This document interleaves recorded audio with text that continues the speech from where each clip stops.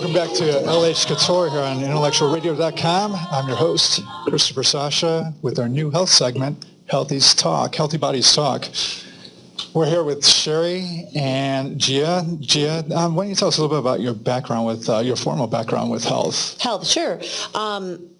As you know, I have a background in bodybuilding back in my collegiate days, but I also studied sports medicine and cardiac rehabilitation, and then had a career in healthcare, which I think is going to be a great topic today. Through pharma, medical devices, and now diagnostics. I have a leadership role, so I'm not pushing drugs.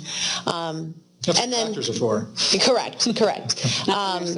But then also I have some other hats that I wear. You know, I do stand-up comedy, I do motivational speaking, author, and then I have consulting on leadership and sales. So lots of pieces. For you. That's, you also have a son, Jake. Jake also is adorable. An amazing basketball player. He's checking out Berkeley now? Actually, he played at Berkeley. They are looking. But he's at Whitney Young. He's a sophomore there. He's on the varsity squad. And we have a lot of looks right now from some Ivy League and some West Coast schools. It's very early in the process. I'm just proud that he's growing and continuing to advance as a man and a player on and off the court. But from what I understand, it also starts very early. What is he, junior? He's a sophomore. And it does start early. The networking, it's very competitive, but, he's just competing with himself, to be his best version of himself every time he steps on the court, and the opportunities will come. Yep. That's what I'm grooming him to believe. It's just, yeah, right. You're not competing with anyone else, just yourself. But it's a fantastic process to watch how this works. And he's at the best school, I think, in the country. There's certainly Illinois to prepare him for that. Plus, you get to tour the country with him. I do. We were just at Cal Berkeley. Yeah, I'm just a sidekick right now. Right. Yeah, so thank you. There's a perk. So Sherry is a nurse. So Sherry, you also have a daughter. She's how old? I do. I have a 12-year-old daughter. I've been a nurse for about maybe 11, 12 years. So... Okay, so now you're more teaching than nursing. Right. Currently, I'm doing nursing instructor. Yeah, I'm a nursing instructor, but I've been doing that for a couple of years, and I also work in utilization review. I'm a certified legal nurse consultant as well. So I do utilization review remotely as well. But currently, I'm doing nursing instructing, and for the first 7, 8 years or so, I did everything from one end of the spectrum to the other, pediatrics to my ultimate love of labor and delivery, and I really loved it. You either love it or hate it. But inpatient, outpatient care, behavioral health, mental health, women's health, fitness, nutrition, you name it. You're all over the board. I love it. And I guess that's the best way to go, is go general and go over different aspects. And, yeah, I got my experience, but I really do love it. I love the teaching aspect of it. Right. I do love that. Okay, well, what I was thinking is the new year is coming up in the next 4 days. Mm-hmm. So with the new year, I wanted to bring a new ideology. And this whole ideology I'm thinking about is how you can work with your doctor better, because our healthcare system is kind of flawed. Right. So I wanted to go over that. We're the 9th wealthiest country in the world, but we're also dying younger, and we're also getting more diseases than our counterparts of wealthy countries. So we're trying to figure out what the flaw with the healthcare system, or what I call the sick care system, because they don't really focus on the prevention. Rather, it's a treatment plan rather than a prevention plan, because there's really no... symptomatically rather than curatively. Right, and it's really just masking the symptoms. It's not really curing anything. There's not really a drug out there that cures any disease out there. So Benjamin Franklin said, an ounce of prevention is worth a pound of cure. So the whole thing that with my job is, my profession is working on the prevention side. And it's a lot easier to prevent a disease from happening than to reverse it once you get it. So part of the problem is that people aren't very educated with health. And what I wanted to focus on here is how we can work better with our doctors. So, for example, when you were working with the doctors, what did you see as being a huge flaw, biggest complaint that patients had over recurring? I think just general in healthcare with patient-physician interaction, it's lacking, for starters. I mean, I think patient visits are obviously being decreased. They're being handed materials on printed material saying these are the injections we're giving you, and go home and read about it, and not really being educated as part of really what's being given to them or being prescribed for them, or what they could do at home as like, preventative measures versus, instead of taking medication for something, is there an alternative non-pharmaceutical way to handle it? I don't think that doctors, and I think a lot of patients are starting to pick up on it more than ever, but you do see where it's more of a rush, and it's not really, let's figure out how to fix you. It's let's figure out how to treat your symptoms, which I think is huge, and which is what I stress a lot with my students is patient education, because the doctors, I don't feel, and I, as a nurse, I probably shouldn't say this, but I mean, it's true. The time spent with their patients is minimal. Now, would you say it was about 15 minutes per patient with their doctor? If you're lucky. Depending on where you're going, but if you're going to, I take my daughter to one of the top dermatologists in Chicago.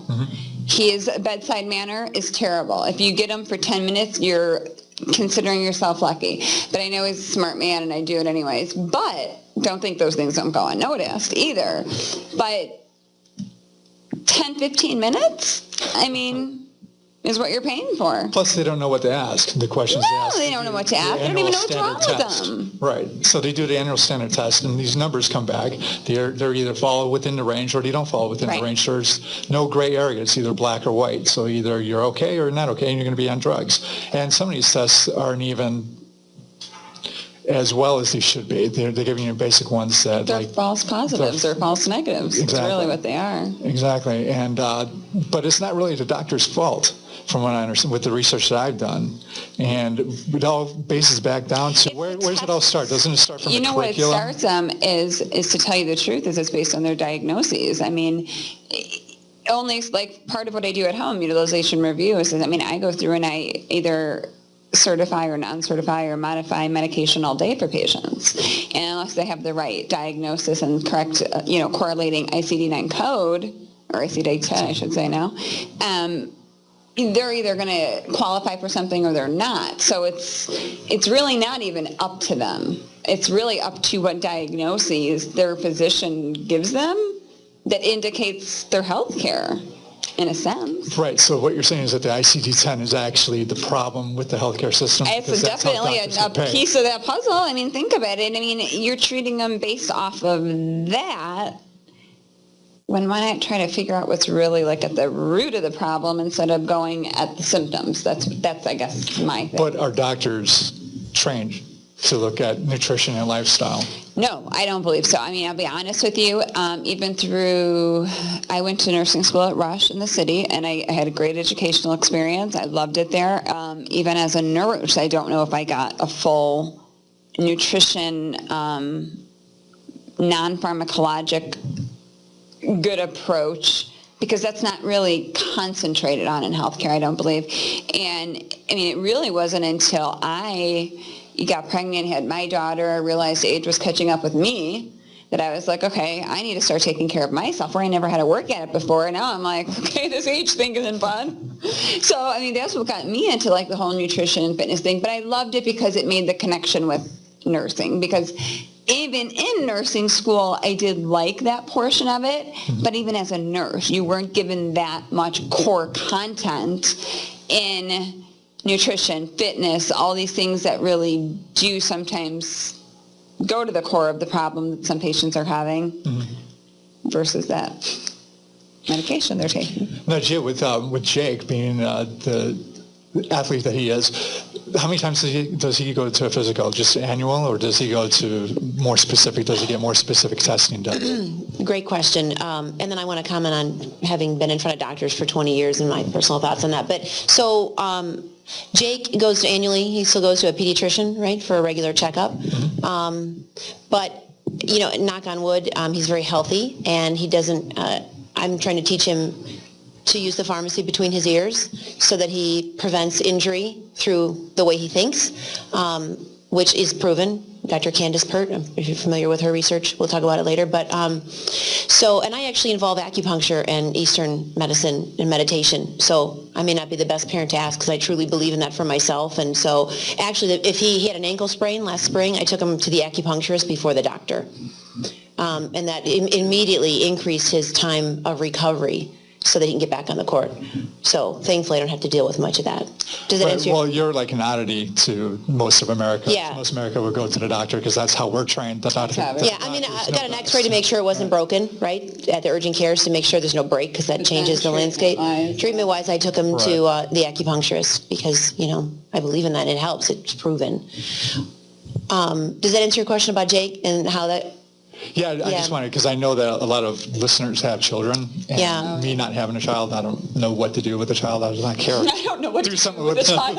Well, and the thing is, like, you can never, when a child symptoms, you can't take anything too lightly, because you don't really know what's, you have to pay attention to that. Yeah, and even as a nurse, I mean, like something happens to my little girl, and I'm just like, everything goes out the window. Yeah. Even when it happens to me. Yeah. It's total different, Yeah. My son I was scheduled to go to California just a couple weeks ago, and he'd been waking up with some left ear pain, and he had his season opener at the UIC Classic a few weeks ago, December 5th, and he woke up and he said he couldn't hear out of his left ear, and I was like, I canceled the trip. All bets are off because he's deaf in one ear. It might get infected. He's 3 days away from the biggest game in his new career, and I took him to the urgent care because that's not something I wanted to mess around with. Sure enough, big ear wax. I'm like, I cancel the trip for earwax for you. Clean your ears, Clean the ears. Don't push it in, swirl it around. But so when you're a parent, like who knows? What if it got infected? What if there was... You always want to take that precaution. Absolutely. Absolutely. Yeah, I usually end up overreacting. Okay, so now we know that there's obviously flaws. Obviously, know that there's flaws with our healthcare system. Let's I want to talk about 2 tests specifically that would help our listeners with their overall health, rather than being given prescriptions right off the bat. Statins being one of them. Statins being, as you know, being a $30 billion company per year. Yeah. I mean, everybody's on statins, which is horrible. There's 73 side effects from what I saw from statins, and there's only one benefit, or even if the benefit works. So they skip right to that, though. They go right to because that's where the money is. That's how they make their money, unfortunately.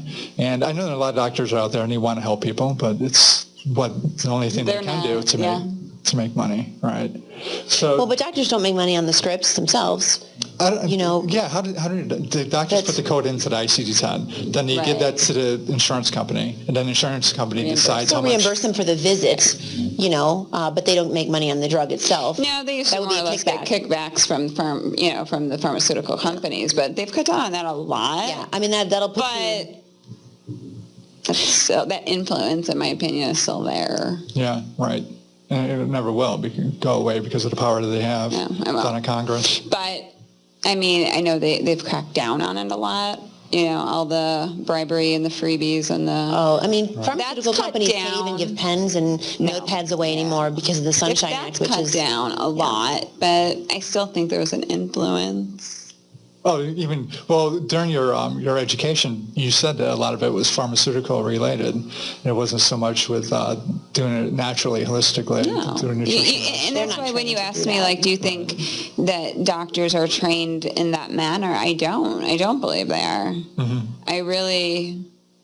They should be, because in a sense, that's the groundwork. You would think that they want to start from the cause to get to the root of the problem. You're going through med school. You're taking care of people's lives. It's a big, kind of a big responsibility. Can I say something real quick, Sasha?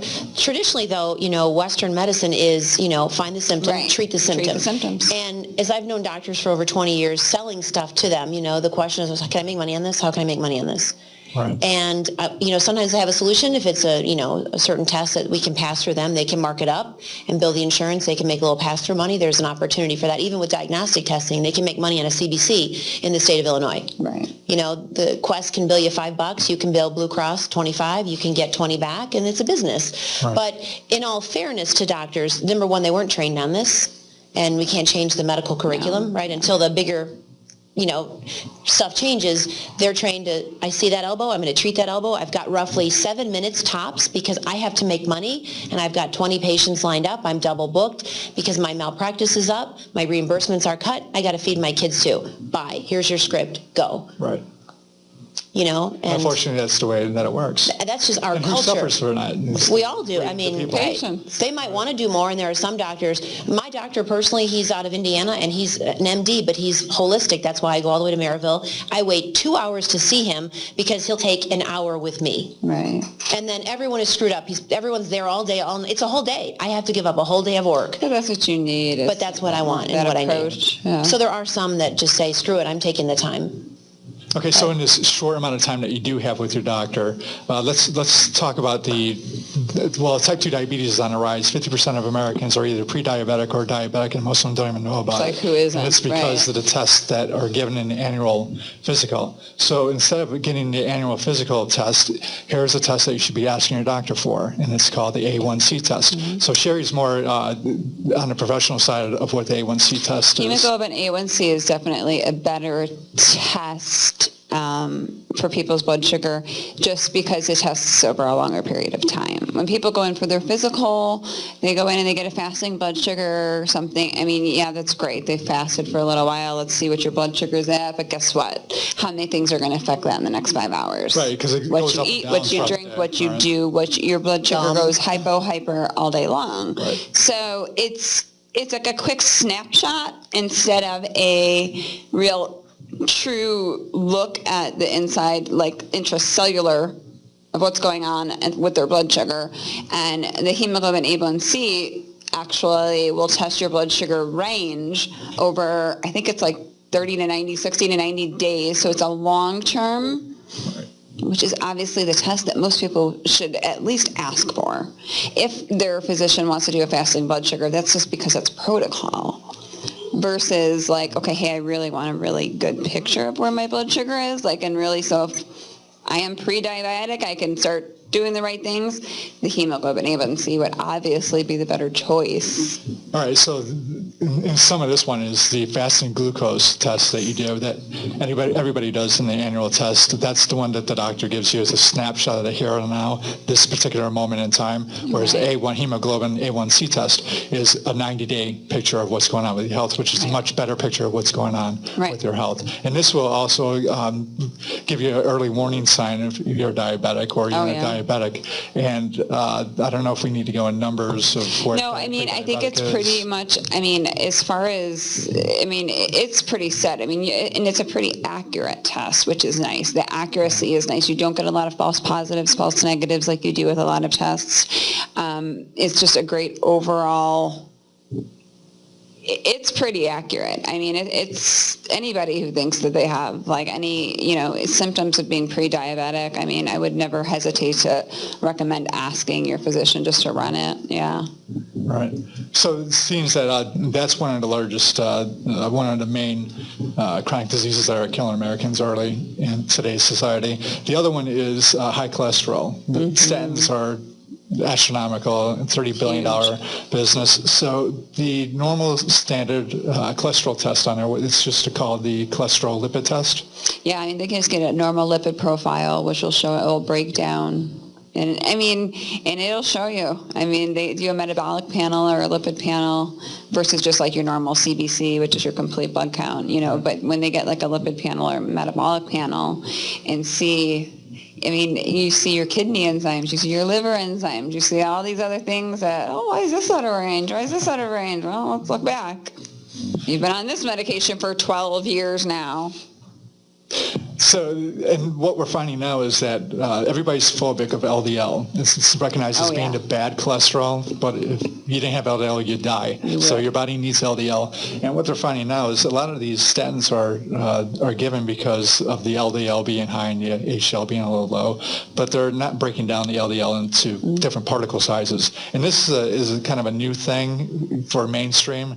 I don't know if it's even in mainstream yet. I'm not sure I've heard too much about it. VLDL? Yeah, I've heard it, but I didn't know there was any new. Yeah, in the diagnostic world, we do have where they break down the pattern size, and that's been emerging over the past probably 7 to 10 years. And the reason it's not fully adopted is because then the doctor gets back a panel of information. He doesn't know what to do with it. And again, I've got 7 minutes to treat you. Now, if I have this, I have to explain what it means. But there are a lot of physicians adopting those expanded panels because even having a high HDL, if you don't have the right type of HDL, you're actually not protected. And if you have the big fluffy LDL particles that are bouncing around the articles, those are fine versus the small dense ones that are going to be more prone to collapsing and causing the blockages. Right, and that's the difference between the LDL particle sizes. Correct. They don't break them down into the pattern A, fluffy pattern B. ones Right, and the dense ones, which are causing our problems. Yeah. Boston Heart is one of the emerging companies that have that. There used to be Athertech, Liposcience. Those are all collapsing now into bigger, but it is becoming certainly mainstream now. That's good. Okay. Yeah. So, and I think that the listeners need to be more educated on these two tests because that would, in some cases, it could be saving your life. So Right. Absolutely. So you want to be asking for, and the VLDL, it's very low density protein cholesterol test, and it goes under various names, but if you just tell your doctor VLDL, very low density, he'll know what you're talking about, and also ask him for the hemoglobin A1C test. Vitamin D. Right, you need vitamin D3. Especially women need Women. Yes. Vitamin D have to be over 50. We need our bones. Well, vitamin D3 is kind of useless without K2 and Without the ones that inhibit, right. So that's how we can help is educating people to say, I want this. I went to my OBGYN last year, and now with everything, the reimbursements are different. HPV, just to shift topics for a second, is that cool? So HPV obviously is not, it's a gold standard now, right? We know that it's a carcinogen, all right? And so, but if you're tested and you're negative, you don't really need to be tested for the next 3 years. It's 99.9 reverse effect that you do not have it. So by you do not have the gene that could cause cancer. Right. But my point is, normally physicians will just run it without asking you, and that's great because then you have to think about it. But now she's like, well, I only run what you asked. I'm like, what? So now because they don't want to get stuck with you calling about, I got this big bill, I didn't ask for this test. So that's another position that the physicians are in is, I'm only going to run what I have to based on, guidelines, ACOG guidelines in this case. Right. But so I have to ask you for the normal STD panel and all the stuff that in an OBGYN visit, they just run automatically. I don't want to do that either. I don't want to be in the position where I have to ask you or start researching. Now, I think it all comes down to you just want, and I think it all just comes down to that's where picking a physician that you trust is so important because... what do you think I need? Okay, let's do that, but I want this also. Right. I mean, them doing the standard protocol stuff is one thing, but the fact that they're not doing things unless you ask that are part of that protocol... I didn't go back. You didn't go back. I'm not trying to be the doctor and the patient here, you know what I mean? No, but that's a good point. No, but But then you say, can you run my thyroid while I'm here? Right. No, I can't because I don't treat that. It's like, okay, so what can you do exactly? Yeah. Right. Well, I can do these two tests. Which one you want? Right. Yeah, it's awful, I thought. Yeah. Well, we're coming to a close over here, so I just wanted to bring in the new year, bring in a new, healthier you. Thank you so much, Sherry, for coming and joining us as usual. Thank you for being here. And my name is Christopher Sasha. This is Healthy Bodies Talk for LH Couture on intellectualradio.com. Thank you.